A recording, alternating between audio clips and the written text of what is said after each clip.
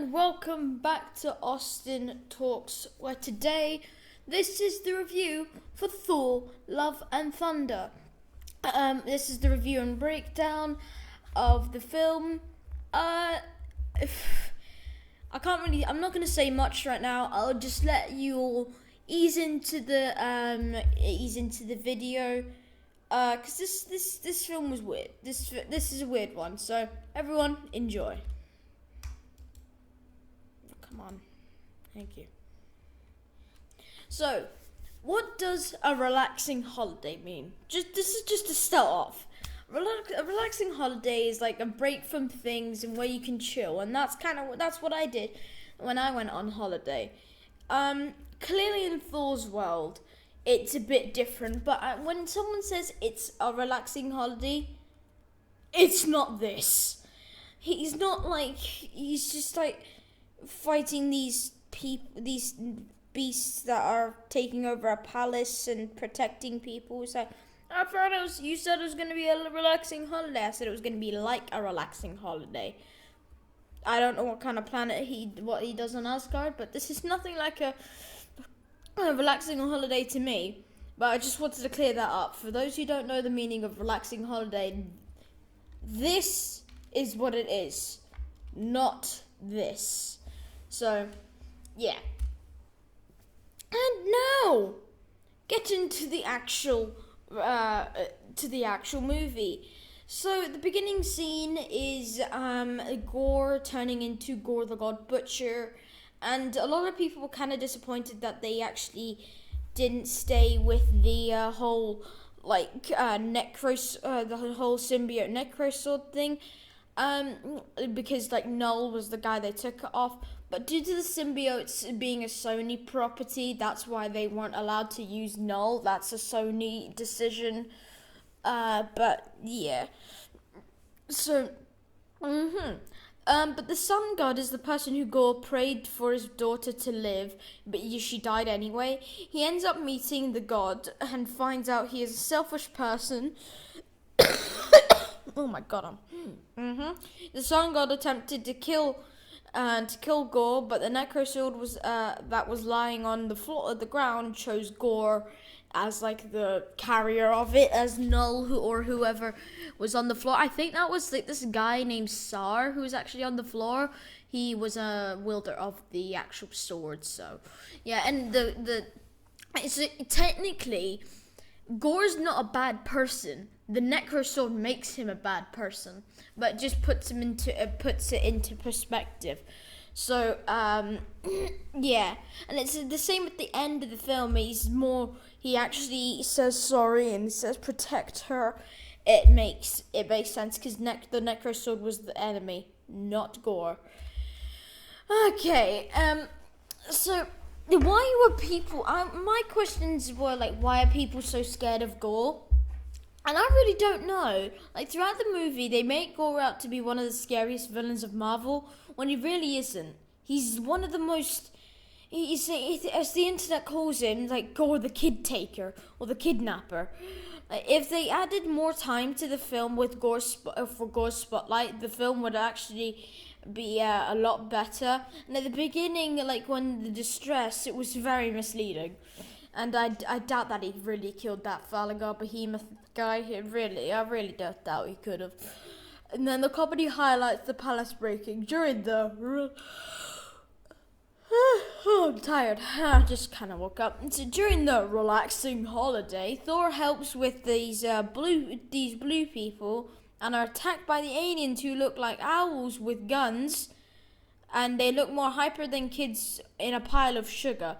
Pile of sugar, I think you guys know what I mean there. I will not say, but it's something else, definitely. And we had two people return after about 10 years. It was very good to see. Well, both of them made brief appearances. So the return of Jane after a few years. The return of Jane and Darcy's friendship was great because it had been over 10 years, and learning about the cancer was sad because Jane Foster is very likable character. And the way she was killed off is very emotional, and a lot of people think it's very good to set up the old things. But I saw an image the other day, and it was an image of like She-Hulk. So it was the regular Avengers like Iron Man, Hawkeye, Hulk, all those. Then it was She-Hulk, Jane Foster,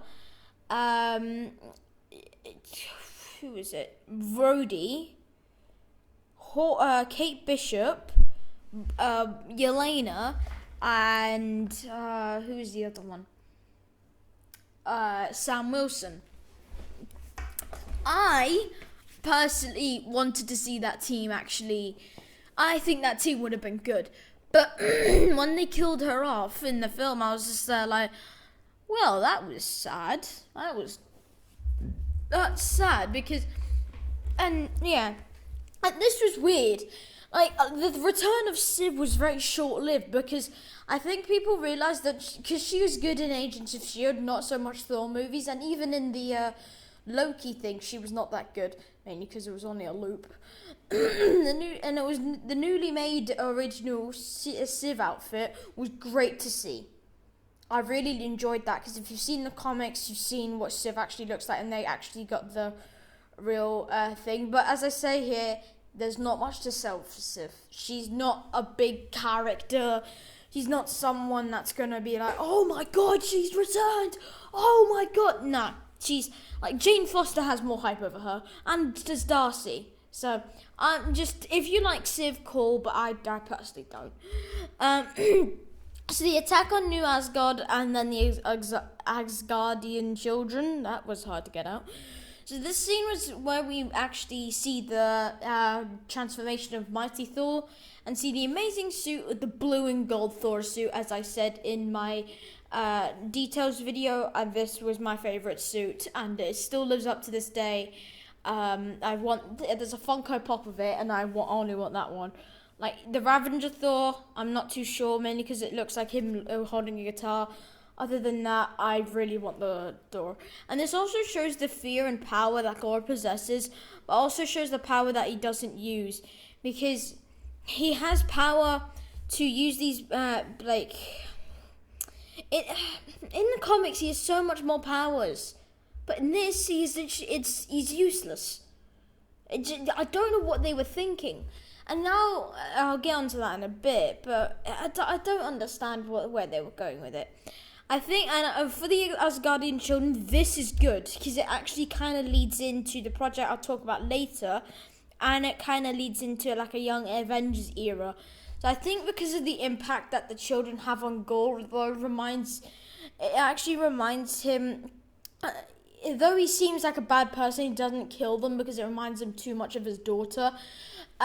Because, okay, how do I put this? So if you had a child that has died and then you kidnap children, you would definitely not kill them. That is proven.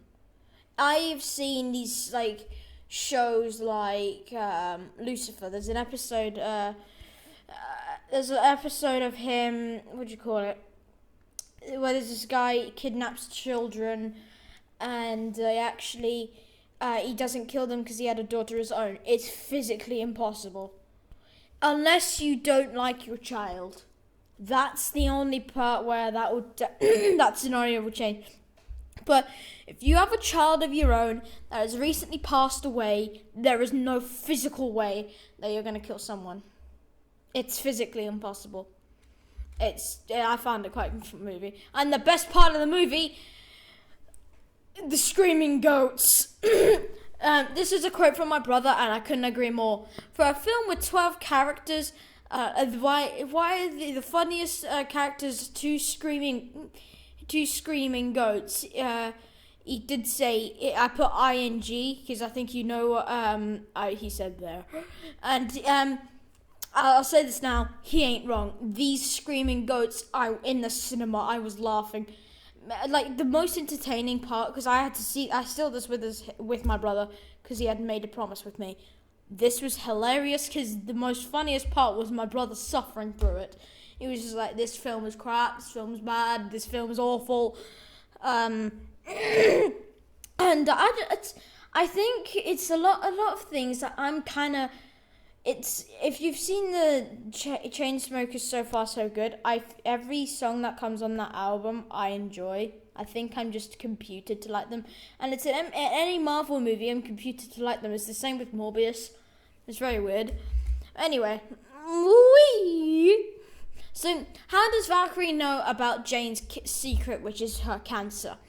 And this was quite confusing at first, but whilst this was one of the most questions throughout the movie, it redirected me to the friendship of the two, because it's like a girl friendship and all that, and I think it's a really nice thing. Like, they're keeping secrets and like, don't worry, this is your thing and I ain't gonna budge.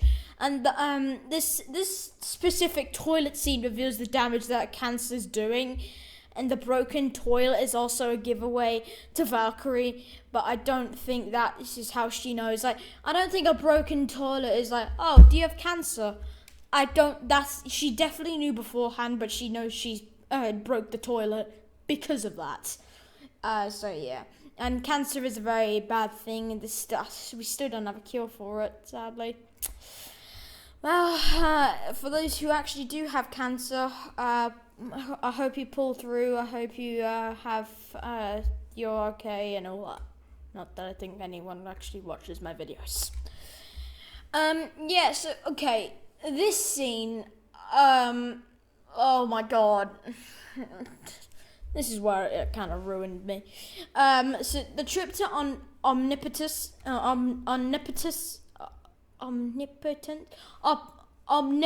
City.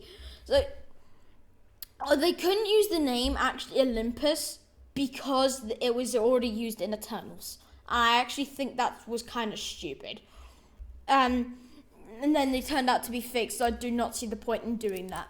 And they named it something else, but it also exactly is the same as the mythological city of gods, Olympus. This is practically the exact same place. It just has a different name. The whole city change does not change the fact that Zeus, the god of lightning and particularly of Olympus, is useless, annoying, and why as and I don't actually know what that's supposed to say, and everyone is thinking it, so I'll just say it. And this is funny because I don't think a lot of people will get this, and I said this in the last one. So the comical joke about the flicking is amazing, because for kid fans it will not mean anything. But me, I am a nerd on a normal day, and in the comics, so when you put the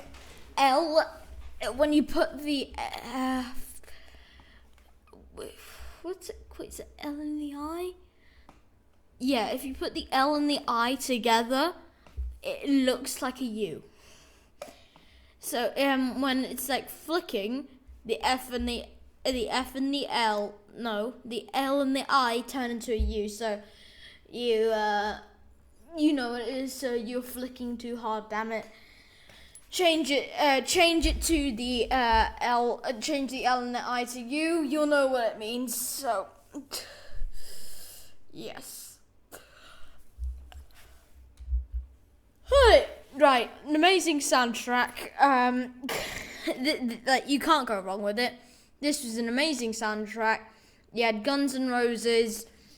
You had Welcome to the Jungle. We're going to need.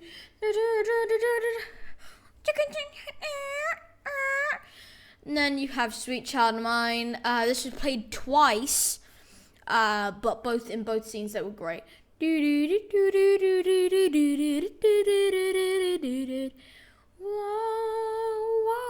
sweet child of mine. Sweet love was mine. Sounds nothing like it, but hey, I was not born a professional singer. A special thank you to my father for introducing me to music like this at a very young age, because I can officially say I appreciate the music of this movie. It is great. It's the same with the last one. They had great music. And both fight scenes where they both used are legendary. Like the palace scene where they're literally taking out the owls, and then when he's taking out Zeus and all that. I think those are legendary scenes of the film. Those are the only good parts of the film. Okay. Welcome to the Shadow Realm. Yep. This place. So the Shadow Realm is a separate realm where it's shown that Gorse and the Necrosword have the most power. And I guess that's because they work in shadows, and that's how he actually makes his monster. This is very much shown in the movie because of everywhere else Gorse is. He seems very weak and unworthy of the power. But when he actually goes there, if you realize, he was able to trap them instantly. So he obviously has more power in the Shadow Realm. The imagery of the Shadow Realm reminds me of the first films that were ever produced, like in black and white. And the lightning color that is visible due to the possession of previously with Zeus. Like the lightning, it's a great contrast. The colors in this, like with the blue, you could see partial gold and red. And then the dagger of Zeus, the imagery is amazing. It's mental. I really enjoy it. Okay, fly away, thank you. And the relationship and reunion are very sad, I'll say that. Throughout the years, it is obvious that the relationship between Jane and Thor was very rocky, to say the least. But the reunion on the road to the Shadow Realm is clear that the feeling never left for each other, and it was just a little spark of lightning. Oh, good dear God. And when she breaks the news about her cancer, they both still don't care and are fine to spend as much time with each other until she bites the dust. I probably could have worded that a bit better, because it said bite the dust. And that just sounds like, right, she did. As I said earlier, it's really sad. And plus, if you don't realize in this photo, Jane Foster, no, that's the character. Natalie Portman actually had to gain weight for muscle wise for this movie. So yeah, that was a surprise. Oh yeah, now it's flying away. The Cork species and the relationships. MDC Pro or Marcus, I've already said his name. This is hilarious. So, Cork explains that two men of Cork species have to sit by a molten pit for a month, and after that month is over, they would have hatched a baby. And at the end of the movie, he finds someone that is named Dwayne. For those who didn't realize, Dwayne, it's a joke, because Dwayne The Rock Johnson. My brother just wanted to literally put his head through the screen. He really did not enjoy the film, and you'll see his full review later. And surprisingly, there's no swearing. So the Stormbreaker and Millionaire conflict / jealousy. This was hilarious, because you have this is funny because of the jokes between the relationship and such. Like much like the quote says, the Thor after the return of both Jane and Millionaire, like both exes in one. Like the one that got away or the two that got away, because they're both of them are like thick living things, if you could say. So yeah, the Shadow Realm scene. I talked about like what the Shadow Realm is. I didn't talk about the Shadow Realm scene. So if you're saying I'm repeating myself, I'm not. So this scene is great because of it's straight after the love reunited, as I said, the feelings and all that. And as Gore is like strangling her, like vaginal with 11, as the spotlight, that is the spotlight love for both of them. And as Gore is demanding the axe, the quickest joke in the MCU. I will say this now. It's the quickest joke ever. It's get a dentist first, and then I will call the axe. Let's not lie, everyone. His teeth are blacker than black. How they have not fallen out yet, I do not know. This battle scene is another way to portray the power that Gore possesses, and they were shown the impalement of Valkyrie and how the Shadow Realm weakens Jane even more than Millionaire does. and which is explained in the following hospital scene. And like, it shows his power in the Shadow Realm because when you damage someone in a particular scene, that's when it will tell you what kind of power they possess. So when a hero dies, that's supposed to tell what kind of power they show. And then, why did Gore need Stormbreaker? In the Hall of there is an emblem that can only be charged by this power of Stormbreaker, and Gore wanted to access it, so he needed it. He also wanted to make a wish to eternity. Tell me that doesn't look like Galactus. Tell me that doesn't look like Galactus. And it says there at the bottom. So this is a being of amazing power, and there's a wishful power, not like a genie. I think it's only like one wish. Who mainly grants one which was to bring the Gore's daughter back after life to sacrifice himself. This is where I go back to the kids part. He didn't kill them because he had a goal, and it was to do with kids. So if he killed them, it's like killing his wish to go get his daughter back. See, that's like how it works. So, and this scene is very touching because not only do people die, but it also shows the promise and empathy that both Gore and have for separate reasons. Gore said, I will take care of her when I die, and could you take care of my daughter when I'm dead? That's like what it is. And like, it's kind of a nice scene because then it's like he redeems himself.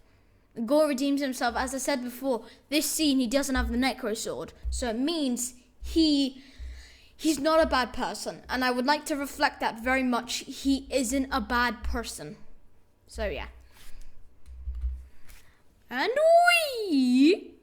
so the final battle, during the fight between Thor and Gore, Jane can sense this because of the of love that they have and their powers. Like the love and the powers kind of like working with each other. This film ruins the way that they portray the worthiness, because it seems like everyone now can use the hammer. I really don't get that. Jane, Gore, even the Asgardian kids, for God's sake. Get it? God's sake. Oh my God. when Jane returns as Mighty Thor, the heartbreak in that scene was like really bad, and I thought that was quite sad. And she would die straight after the usage of it, as shown in the Attorney scene. So yeah. And I will say, Gore the God Butcher, that his makeup's quite good. He, like Christian Bale's, he's just moved, like, he's damn pale. Thank you. Thor, Love and Thunder. So after making the promise with Gore and Thor, this is what I said earlier, Thor does actually take care of the child, and Thor is named Uncle. And this is nice because it actually shows, like, Thor won't let people down anymore and calls her Love, because that's her actual name, Love, and calls Thor Thunder. So, like, when they were actually going to walk off, so Thor has Mjolnir and Love has Stormbreaker. So they come and now they're now a duo named Love and Thunder. Good play on. It's a good play on word for the title of the film. It kind of actually makes sense now, because Thor, Love and Thunder is thunder and love. Like, and just because Jane's coming back, it's getting to be called Thor, Love and Thunder. I don't get it. And then it's Thor, Love and Thunder. I think they literally called her Love mainly because of that reason. And this is going to be difficult in the next Thor movie or the continuation, because I've noticed having kids in a superhero Marvel film is not only weird but difficult to follow as a storyline. Yeah, we all know what films I'm talking about there. Ant-Man. Yeah, Ant-Man. Yep. Okay. Hawkeye. Yeah. Yes, it's a difficult storyline to follow when you have kids involved, so yes. And the mention of Valhalla and the Valhalla scene in this film. It is a constant mention of this. And it's foreshadowing that people will die, especially important as Jane, such as Jane. But Jane was treated as a god. That's why she went to Valhalla. And this opens up questions because people now wonder who is actually in Valhalla because of the unanswered ways that Jane is now there. She's there because she possessed the power of a god and treated that power like a god. So that makes sense. And I think this is because of her abilities, as I just said that.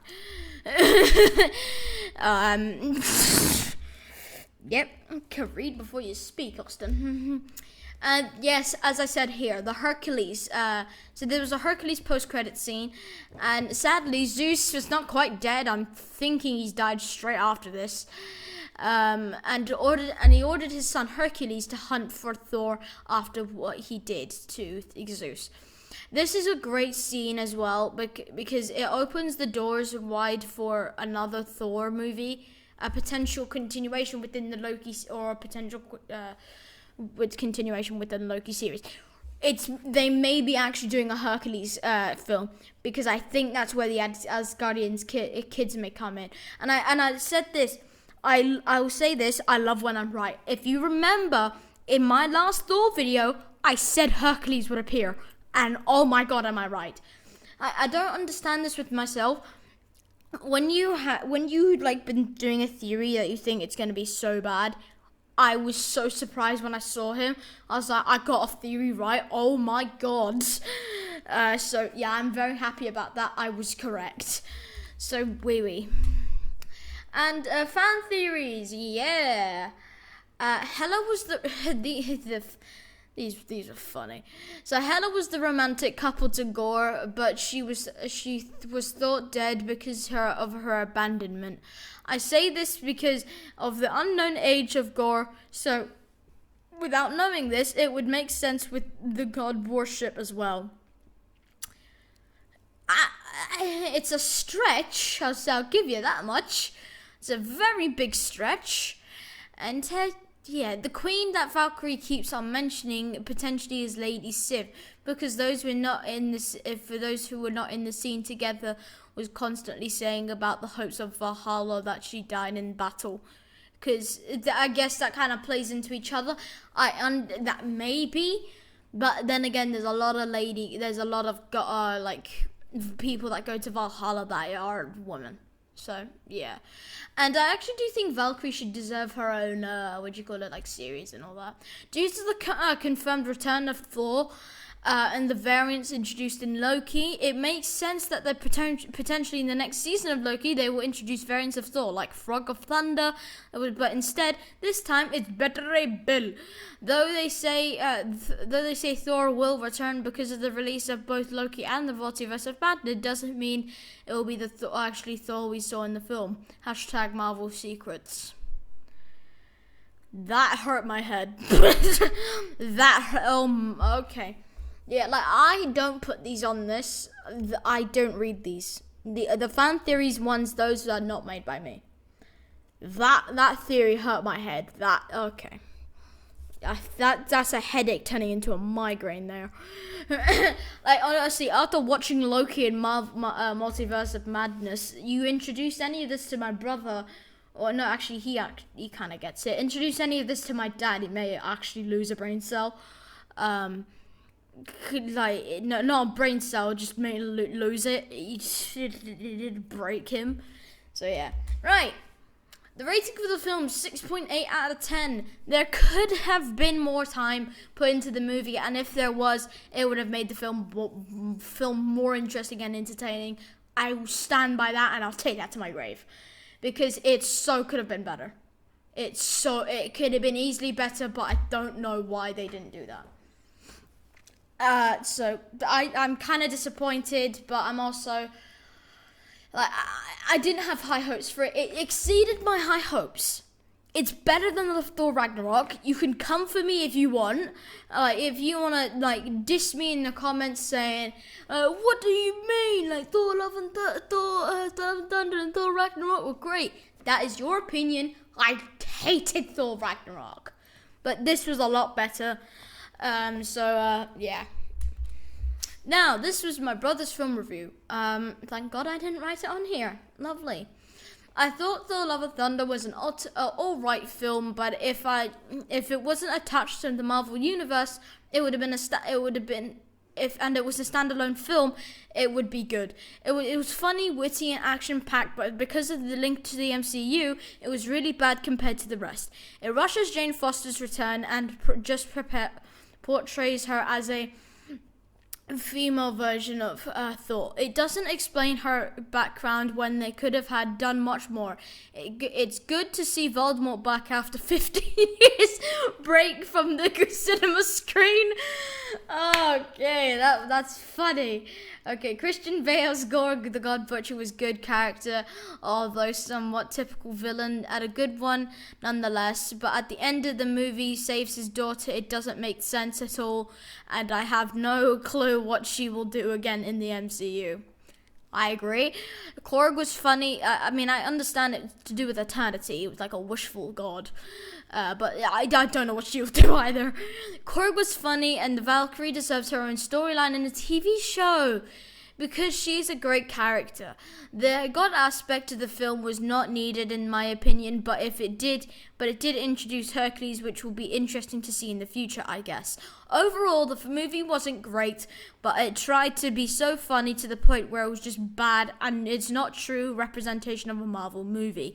And this movie is doomed when they have 12 odd characters, and the funniest are Screaming Goat. My review rating for the movie is 5 out of 10.